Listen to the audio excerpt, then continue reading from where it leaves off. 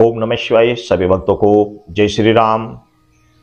आज मैं आपको एक गूढ़ रहस्य की बात बता रहा हूं, वो ये कि यदि आपके घर में माता मदन पूजी जाती है या माता महाकाली पूजी जाती है तो 100% आपको इस वीडियो को देख लेना चाहिए, क्योंकि इसमें बहुत गूढ़ रहस्य की बातें आज मैं बता रहा हूं। मैं ये कह रहा हूं कि 90% व्यक्ति जिनके घर में माता मदन या माता महाकाली पूजी जाती है वो इस समस्या से परेशान है। उनको कोई रास्ता देने वाला मिला ही नहीं। वो अपने घर में रात दिन मेहनत करते हैं, दिन रात मेहनत करते हैं, लेकिन उनके घर में पूर्ण रूप से खुशी नहीं आ पाती। ना ही उनके घर में धन टिक पाता है, ना ही उनके घर से बीमारी जाती है। घर में आदमी तड़प तड़प कर मरते हैं, परेशान होकर मरते हैं, बहुत ज्यादा बीमार होकर मरते हैं। तो इसके पीछे क्या कारण हो सकता है, क्या क्या नहीं हो सकता, मैं सभी आपको बताऊंगा। आपको यदि आपके घर में माता मदन या माता महाकाली पूजी जाती है तो वीडियो को पूरा देख ले, बहुत गूढ़ रहस्य की बातें हैं। आज ही की बात है कि मेरे पास एक केस आया। उस केस के बारे में जब मैंने देखा तो उसमें एक समस्या थी, एक प्रॉब्लम आई। प्रॉब्लम क्या आई कि वो क्या किया करते थे, या आप अपने ऊपर जोड़ लेना कि भाई अगर आप भी ऐसा कुछ करते हैं तो आप इस चीज को समझ ले कि वो क्या करते थे। होली दिवाली पर माता महाकाली माता मदन का दोनों का सामान एक साथ दिया करते थे।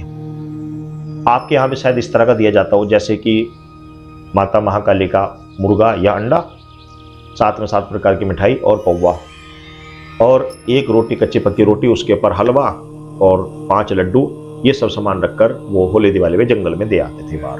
तो इस तरह का सामान माता मदन और माता महाकाली का वो कहते हैं हम एक ही सामान दिए आते हैं, एक ही सामान दिए आते हैं। लेकिन भाई अगर आप इस तरह की गलती करते हैं, इस तरह का सामान आप देते हैं, तो ये आपका कुछ भी नहीं लगेगा, क्योंकि आपको ये समझ ही नहीं आ रहा कि उसे माता महाकाली लेकर जा रही है या बड़ी माई लेकर जा रही है। ऐसा कभी नहीं हो सकता, इस तरह कभी नहीं चल सकता। इस तरह के आप चलते चलाते आ रहे हैं, आपके पूर्व चलाते आ रहे हैं, तो इसको समझ ले। अगर आपके घर में धर्म समस्या है, प्रॉब्लम आ रही है, तो इसका समाधान कर ले, नहीं तो भाई कहीं ना कहीं बैठ जाओगे, बहुत बड़ी दिक्कत हो जाएगी, बहुत बड़ी समस्या हो जाएगी।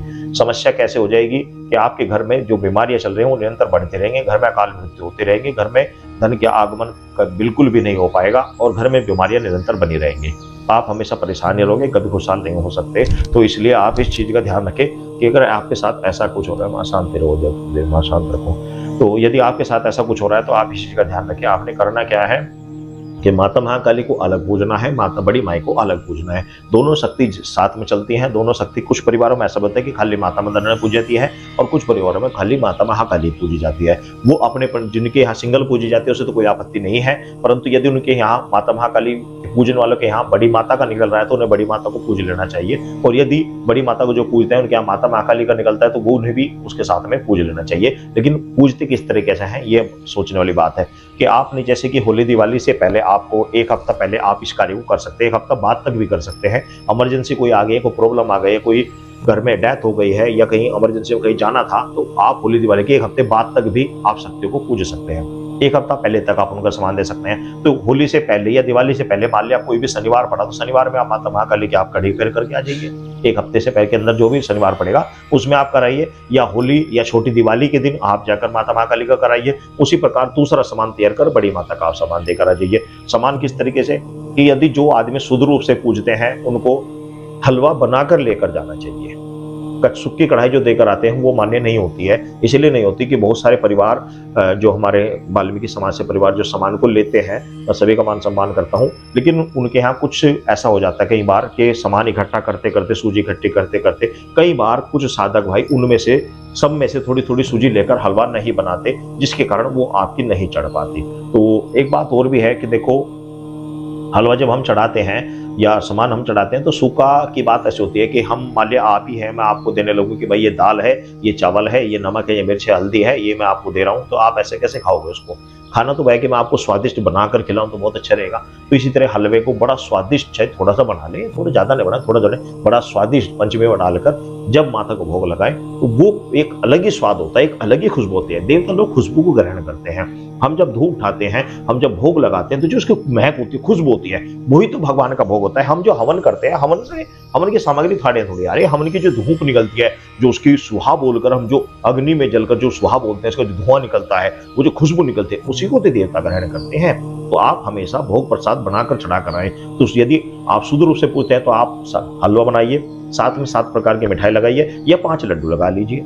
साथ में आप धूप दीप लेकर जाइए, आपके पास सामर्थ्य है, फूलमाला लेकर जाइए, पुष्प लेकर जाइए, चुनरी लेकर जाइए, जैसा आपका सामर्थ्य है उस प्रकार आपका सामान लेकर जाइए। और यदि षडभंग में चलते तो आप माता मदन की समय पर बच्चे देते हैं, तो आप समय पर जब उसका समय आता है, कोई अच्छा कार्य घर में, तो आप उसकी बच्ची दे दीजिए। इसी प्रकार माता महाकाली की जब आप माता मदन की बच्ची दे रहे हैं, तो माता महाकाली का उसी दौरान आपने अपने घर के हिसाब से या तो आप उनकी मुर्गी का बच्चा दीजिए, बकरी की कलेजी दीजिए, या बकरा चलता हुआ बकरा दीजिए, या फिर अंडा दीजिए, जो भी आपके चलता है। जैसे माता महाकाली और या बड़ी माई दोनों को जब एक को षड्भंग समान दिया जाता है, तो दूसरी को अवश्य दिया जाता है। अब मेरे पास जो आज केस आया था उसकी बात बता रहा हूँ। वो क्या कर रही थी, एक मुर्गा लेकर जाते थे।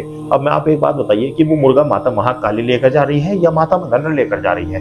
दोनों शक्तियां एक चीज को कैसे खाएंगी? एक पौवे से दोनों को कैसे मना लोगे आप? बताओ आप। 100% वो कालखा का समान था, क्योंकि माता महाकाली उसको मुर्गे को ग्रहण करते थे और वो पौवा भी माता कालखा का था। माता मदन को शुद्ध रूप से एक रोटी, रोटी के ऊपर हलवा, 5 लड्डू वो माता मदन के राम के लेकर जा रहे थे। जबकि ऐसा नहीं चलेगा। एक शक्ति को तो आप षड्भंग समान दे रहे हैं, दारू भी दे रहे हैं, मीट भी दे रहे हैं, एक शक्ति को आप कुछ भी नहीं दे रहे हैं, तो कैसे चलेगा? आप सोच रहे होंगे हनुमान जी के सामने इस तरह की बातें कर रहे हैं, लेकिन भाई जिस हनुमान जी के साथ भी शक्तियां चलती हैं, माता महाकाली सब शक्तियां साथ में चलती है। समय पर सभी का दिया बनना पड़ता है, सभी का साथ में दिया भी जाता है समय समय पर। क्योंकि ऐसे मेरे साथ बहुत सारे बालाजी धाम के ऐसे बहुत सारे साधक भी जुड़े हुए हैं जो परेशान होते हैं और आकर मेरे पास आकर समाधान पूछते हैं। बड़े बड़े साधक, मैं आपको बता भी नहीं सकता, जो परेशान होते हैं आकर इन समस्याओं का समाधान मेरे पास से उनको लेना पड़ता है। तो ऐसे भी बहुत सारे साधक हैं। तो मैं आपको बता रहा हूँ कि जब आप माता महाकाली को षड्भंग रूप से पूजे, तो बड़ी माई को भी षड्भंग रूप से उस समय आपको पूजना पड़ेगा। बड़ी माई को षड्भंग रूप से पूज रहे हैं, तो माता महाकाली को भी षड्भंग रूप से पूजना पड़ेगा। तो ये तरीका होता है, ये विधान होता है। साथ ही मैं आपको एक बात और बता दे रहा हूँ कि मेरा व्हाट्सअप नंबर, वीडियो के जो चैनल है, चैनल के अबाउट में व्हाट्सअप नंबर है। और यदि कोई साधक आपसे मेरे नाम से मेरा फोटो लगाकर व्हाट्सएप पर आपसे बात करता है या मैसेज आपसे पैसे लेता है, तो बिल्कुल ना दे। मेरी आवाज को पहचाने, मेरी आवाज को पहचाने। मैं जब भी किसी से बात करता हूँ तो ऑडियो में बात करता हूँ। ध्यान रखना, मेरी आवाज को पहचान कर ही आप बात करें और उसी तरीके से अपनी समस्या का समाधान करें। सभी भक्तों को जय श्री राम।